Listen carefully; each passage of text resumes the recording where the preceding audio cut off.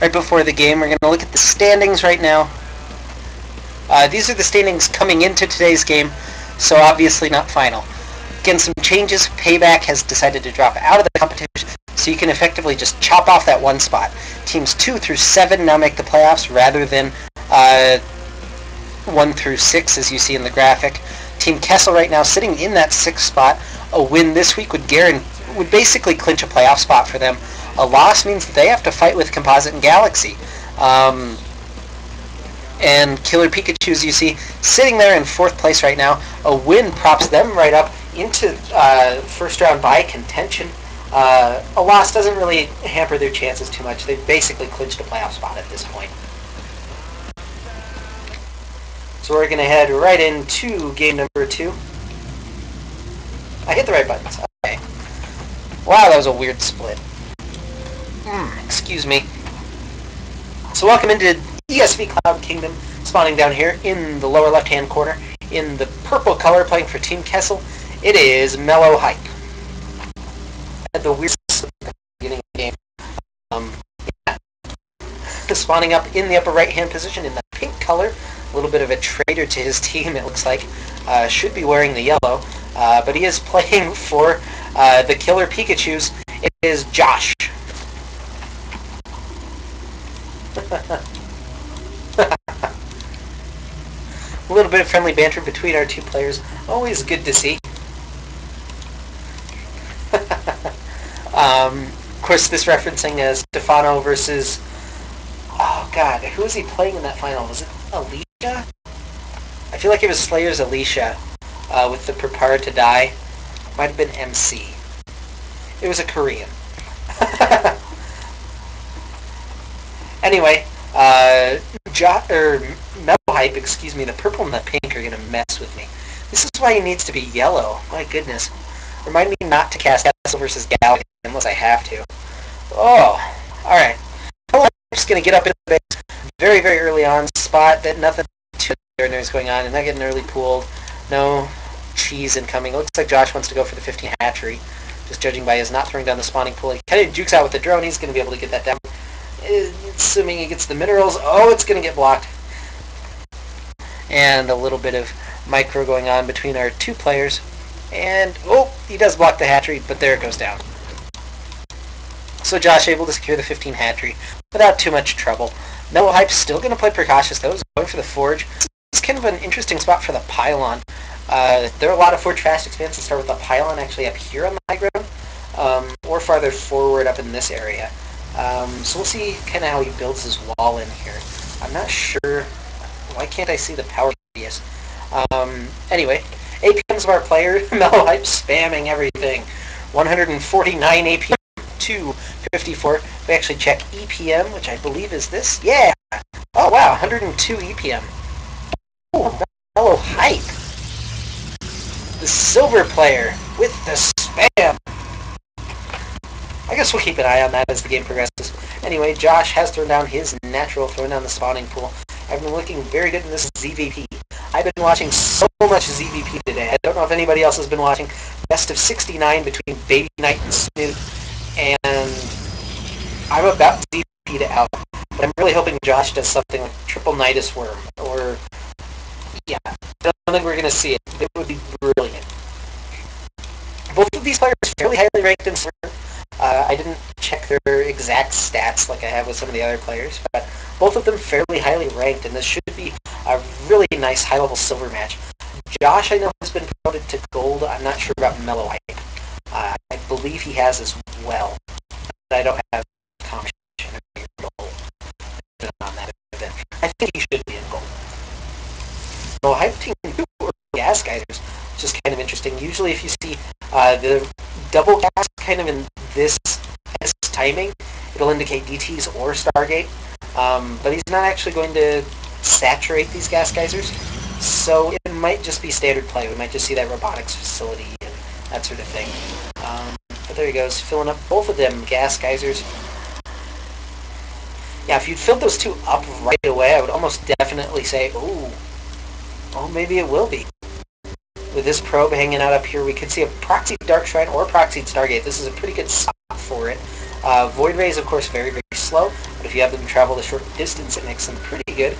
I believe it was a Team Kessel player that we saw do a Void Ray Zealot all-in. It might have been BM. I'm not quite sure. Holy lawnmower! Wow. That's going to be annoying. I guess I'll just... Holy crap!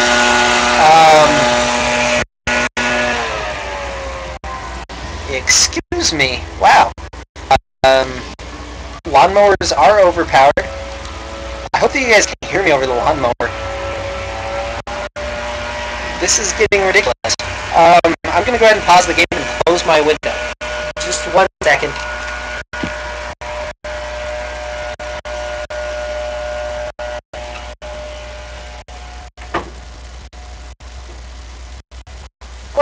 Should help a little bit. And we're back in the game. Sorry about that. Wow. Holy crap, that lawnmower. He'll have to turn down 2 more gateways back in his main. This still just chilling out. I guess it's not going to be for a proxy to anything. There's the Rolex facility, so I guess it's still pretty dark trying to do a decent job. I'm really hopeful. I really like seeing creative builds, especially out of early players. Josh, meanwhile, playing standard as standard can be, throwing down that Rotor right before taking his third base. Third base a little bit late, but, you know, nothing too out of the ordinary. Throwing down that evolution chamber as well as the layer, 7 minutes, 30 seconds. This is all looking, you know, extremely normal. He even has this extra queen. He can start spreading creep off toward his third. He actually had it selected. I'm not sure why he's not spreading that creep toward his third. Regardless, 3 more gateways. So he'll be up to 6 gates in a robo. This could be, this looks like the Immortal Sentry all-in that one of my teammates does. And with the 4 guest geysers, yeah, it's almost certainly that, especially with the +1. So, Immortals and Sentries, yay! Depending on your feelings about that all-in. So we'll see how executed this is. There's even a 7th gateway being added in for a little bit more added pressure. And this has been, I think, quite Josh. She's adding spore crawlers at both of his bases. Those are not going to be useful in any way helping to defend against Immortal Sentry. I believe this will just be a proxy pylon. He can even send the probe up here to get vision on the high ground if he really wants to. And this could be pretty devastating. I like the build from MellowHype. It's not a great map for Immortal Sentry. There's not a huge amount of choke points going into the third, but you can do decently across this choke point, a little wider, or even across this one, or back, and you can force field in between the hatchery. You can make it work. It's not a great map for Immortal Sentry, but it's by far not the worst one. The worst one's probably Entombed Valley's pretty bad. I think. It's not very good. Yeah. Anyway, MellowHype going to chill. He's getting 3rd Immortal. That's probably his cue to move out as soon as that 3rd one finishes. He'll have 1-1 with this, and this is a very, very powerful all-in, especially if you're good at your force field management. I'm just curious. Let's check it. That's not the right button. That's still not the right button. How did I get this one? Okay. Shift-C. There we go. Wow, that's really high EPM for a Silver League player. Actually, that probably kicks mine in the ass. 95 EPM to 54. 149 to 72. Both players pretty high up there, actually. A couple of proxy pylons have been thrown down. There's the warp prism. It's usually used to reinforce with this, so you can keep it directly above your army, and your opponent's usually just on roaches at this point. And we see Josh with very style massing up roaches, even in the pit like Stefan tends to be. He has double Evo chamber going. He's got +1 attacks done, but not +1 carapace. The carapace actually important at this juncture, just because it helps against those immortal volleys that do so much damage. They'll do 55. Per shot to these roaches. But 163 versus 106 would again, Immortal Sentry, such a good combination. You see, he's even got a couple of different control groups. Income, the roaches, those are nice force fields as he segments off just a handful of these roaches. The rest of them not able to do anything. He still has so many force fields left over. The sentries, a couple of them near down, but not quite. Look at these force fields. He's just trapping all these roaches back here in the corner, not able to do anything. A couple of them do get free. He starts targeting down sentries. Those are the key part of this, I have to say. If you can get rid of the sentries, this loses power. If you can get rid of the immortals, they do too. But nice force field, still trapping roaches. And Josh's army is evaporated. Just looking at the supply drop, their base goes down now for MellowHype. Nice micro right now by MellowHype as he drops a couple more of his units back behind using this warp prism. He drops the sentries back down. He doesn't need to keep a couple of these alive. He's got 2 force fields left, which are going to be important. Josh can still rally out quite a few roaches. He does have 2 spine crawlers as well to try and help out with this. 12 roaches on the way. I'm not sure Josh is going to have enough to hold this. He starts picking away. He does take out a stalker there. A nice little snag, only losing 1 roach in the process. But he needs to trade so effectively against this Sentry Immortal, and I'm not sure that's going to be possible. Spine crawlers trying to help out as much as they can. Trying some nice micro here, focusing just individual stock at a time. And keeps repositioning the roaches, trying to draw aggro on the spines. The spines now have fallen. He's down to 5 roaches. This isn't going to be nearly enough. MellowHype just rolling through with the immortals and the sentries. 6 more stalkers, being called in here. Roaches being back in, but it's not going to be enough. MellowHype just rolling over everything. And he looks very, very impressive in doing so. The warp prism might actually go down. Not the biggest deal, just kind of interesting to note. And there it actually goes. So the reinforcements have to travel from over this corner. That's not too big a deal. 44 probes now to 33 drones. Nope, 1 more sentry still left.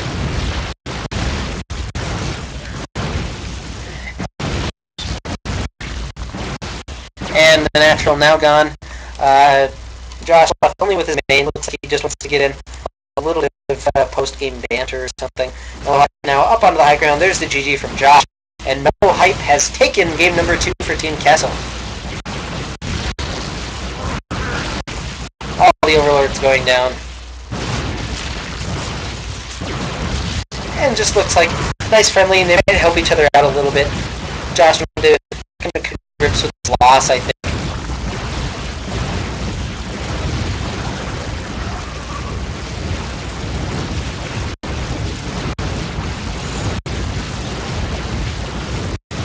I guess we'll just see him get eliminated here.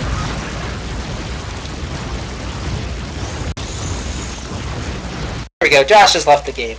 So congratulations to MellowHype taking game number 2 for Team Kessel. Looking very impressive in the process. Sort of nice micro. Again, I'm just going to draw a little bit more attention. APM 150 to 80, 113 APM to 62. Just something to point out. So congratulations to MellowHype. Again, taking game number 2 for Team Kessel, giving them a 2-0 lead in this best of 7 series. We'll be right back with gold match number 1 between these two teams. Don't go anywhere. You're watching Chobo Team League, hosted by